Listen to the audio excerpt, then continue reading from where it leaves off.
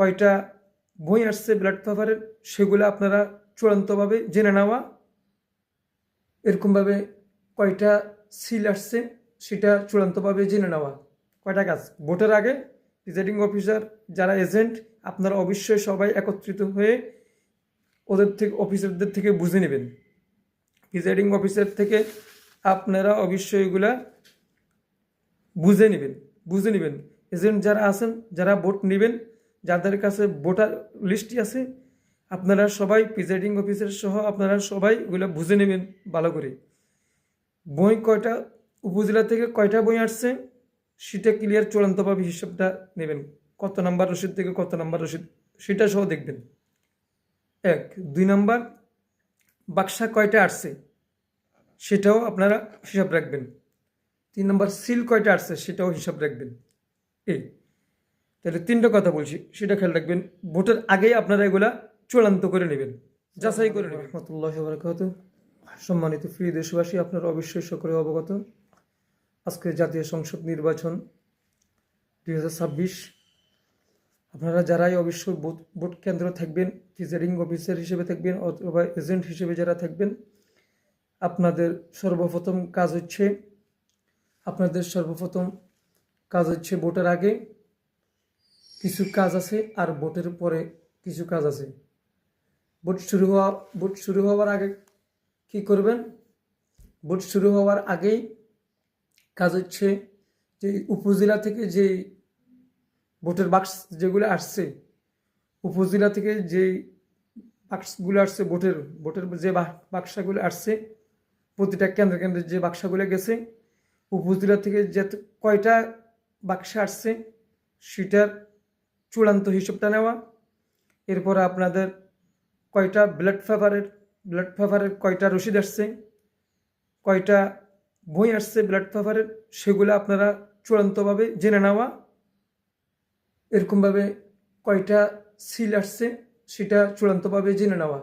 কয়টা কাজ ভোটের আগে প্রিজাইডিং অফিসার যারা এজেন্ট আপনারা অবশ্যই সবাই একত্রিত হয়ে ওদের থেকে অফিসারদের থেকে বুঝে নেবেন। প্রিজাইডিং অফিসার থেকে আপনারা অবশ্যই এগুলা বুঝে নেবেন। এজেন্ট যারা আছেন, যারা ভোট নেবেন, যাদের কাছে ভোটার লিস্টটি আছে, আপনারা সবাই প্রিজাইডিং অফিসার সহ আপনারা সবাই এগুলো বুঝে নেবেন ভালো করে।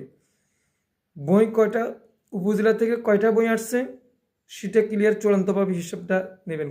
কত নাম্বার রসিদ থেকে কত নাম্বার রসিদ সেটা সহ দেখবেন। 1 2 নাম্বার বাক্সা কয়টা আসছে সেটাও আপনারা হিসাব রাখবেন। 3 নম্বর সিল কয়টা আসছে সেটাও হিসাব রাখবেন। এই তাহলে 3টা কথা বলছি, সেটা খেয়াল রাখবেন।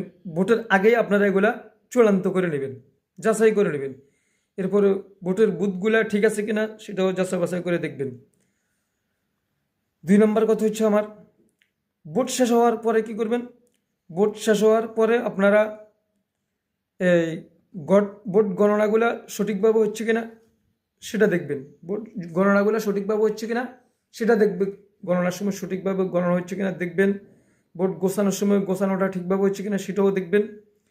এরপরে আপনারা সেখানে অবস্থান করবেন। এরপরে যখন নাকি আপনাদের ভোট গণনা হবে, ভোট গণনার পরে কোন প্রার্থী কতটা ভোট পাইছে, কোন মার্কা কতটা ভোট পাইছে সেটার আলাদা একটা লিস্ট থাকবে। ওই লিস্টটা আপনারা করবেন। লিস্টটা চূড়ান্তভাবে সঠিকভাবে গণনা করে লিস্টটা করার পরে সেখানে সংখ্যা উঠাবেন, কোন প্রার্থী কত ভোট পেয়েছে সেটা লেখা থাকবে। এরপরে